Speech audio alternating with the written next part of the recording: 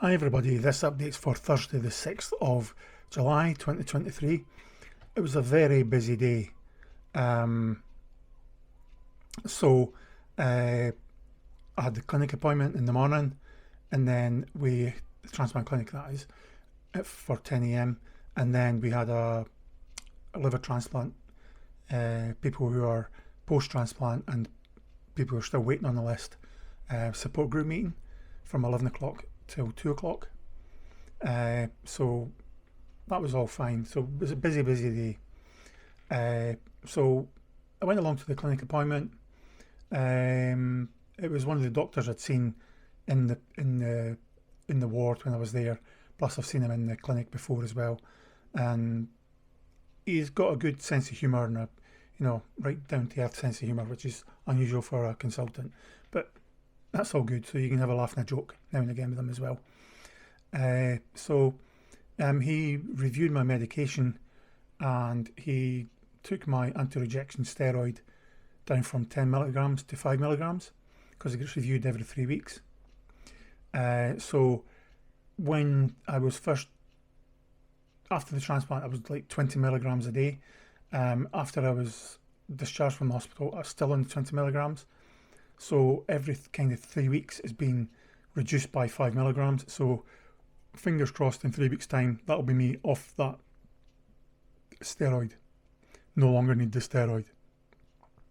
So I started with that 5 milligram from this morning, and it does seem to have helped my, I'm not as shaky, I don't seem.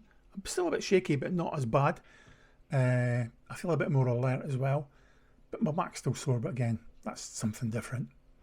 So I also mentioned my back to him as well, because the long-term meds, even though I'm getting the physio, the back has just been really debilitating and struggling to get on with any walking and any improvement on mobility wise. So he's put me on two different kinds of really strong painkillers along with paracetamol. So he prescribed that other painkiller yesterday, which one I take in the morning, one I take at night, and the other one, strong one, is where I take every 4 to 6 hours as required. So it's just a matter of dealing with it. If it gets sore, just deal with it and get up with it, walk about, and because I think sitting about it doesn't help too much either. So we did that. He prescribed that. So I came out the room, went and sat down, got shouted, got my bloods. She tried my right arm, nope. Left arm, nope. And then took me to somebody else, and she had to go into the back of my hand, because it seems to be the back of my hand just now seems to be the place to go, with the veins are nice, shown nicely. But in my actual sort of arms, the ones where I had like good veins before, seem to have disappeared. They will come back, but again, it'll take time. I mean, getting stabbed so often, they're probably just in hiding, saying nah, and no anymore. But anyway, I'm sure they've got a mind of their own. But I'm sure the ones in the back of the hand will say the same eventually as well. Yeah, but the back of the hand, I don't know if you've ever had blood taken from the back of your hand, but really, really painful. So she did apologise. The nurse did apologise. If you swear at me, I don't mind, because I know how sore it is. I says, but I didn't swear. I was actually good. I didn't swear, but she knew it was painful. And she says, "Is it too sore?" I went, "No, as long as you're getting the blood, I don't care. Just take the blood." Yeah, and then obviously it's only like for a couple of minutes till she gets like 4 vials of blood, and then take the needle out and then put a bit of cotton wool and a bit of plaster on it, micropore, whatever it's called nowadays. My back. Sorry guys. Just moving slightly just irritates my back. So after the bloods, Michelle would go into the pharmacy in that meantime. I went and saw her there.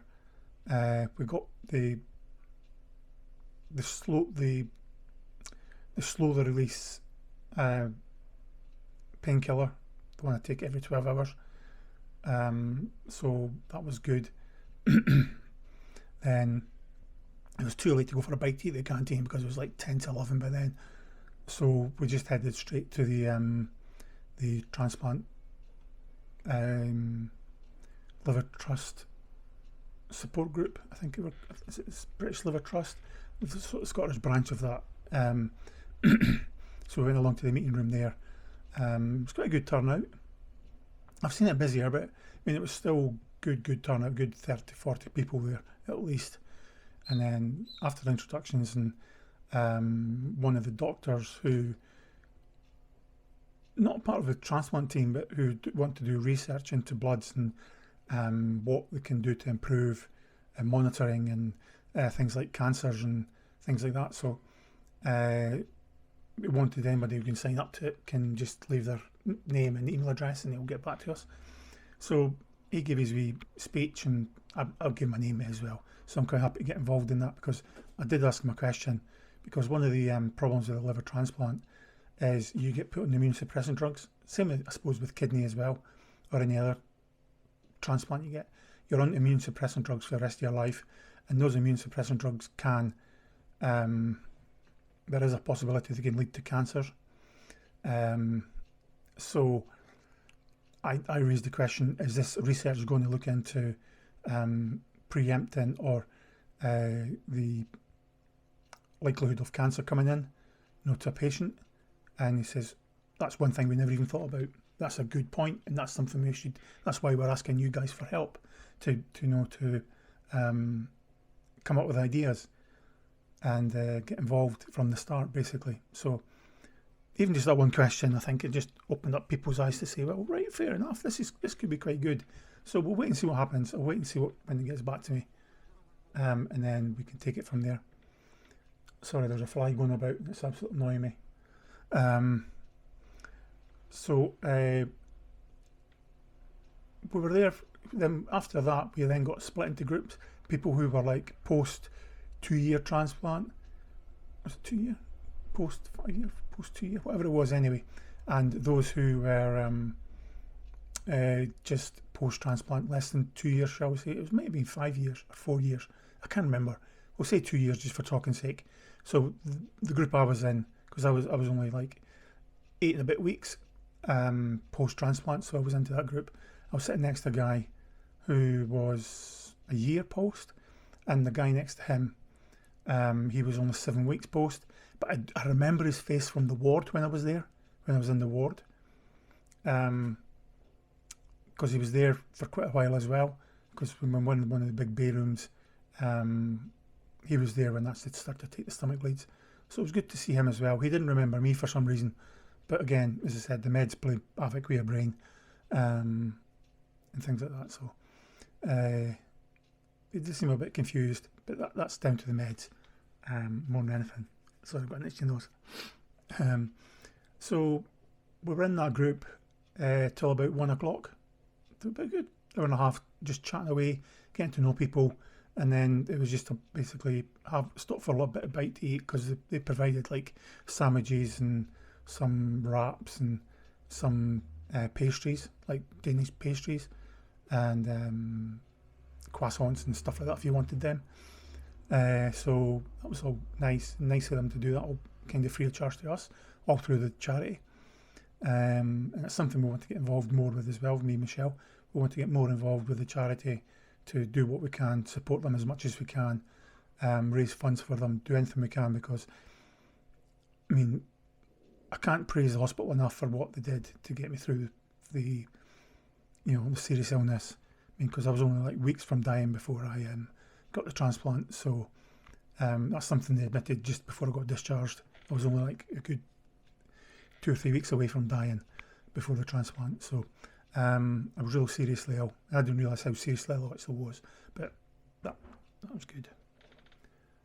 So what we did is we then went, just sat in other groups chatting away, and after that we then went to, me and Michelle decided to go and see a new Indiana Jones film at the Pictures. So we went along to that. I wasn't sure I was going to manage to make it because my back was absolutely killing me, but we got there and we did fine. Managed to sit through it. my bum was more sore than my back at that point, just sitting in the leather recliner seats. But they were good. The film itself was really quite good, a bit better than I expected it to be. But again, I think it's time Harrison Ford hung up his hat and his whip, because you can see for such an energetic part, he's just not physically able anymore. He's just, I hate to say it, he's just too old. He's just not physically able. Because I don't know what age he is. He's pushing 80, I think. So, yeah, I think it's time for him to hang up his whip. And if they're going to continue the series, then maybe hand it over to someone else. Like, they introduced a female character this time who was kind of doing the same job as him, but she was more into stealing and stuff. But who knows, they might bring another episode out with her, or another film out with just her, him in the supporting cast as opposed to him being the lead. But yeah, it was good. A good film, good thing to see. And that was it, just home. And just a bit of cheese on toast for supper, or tea, and that was it. So, yeah, Thursday was a good productive day. Meeting people from the support group that I hadn't seen since December. It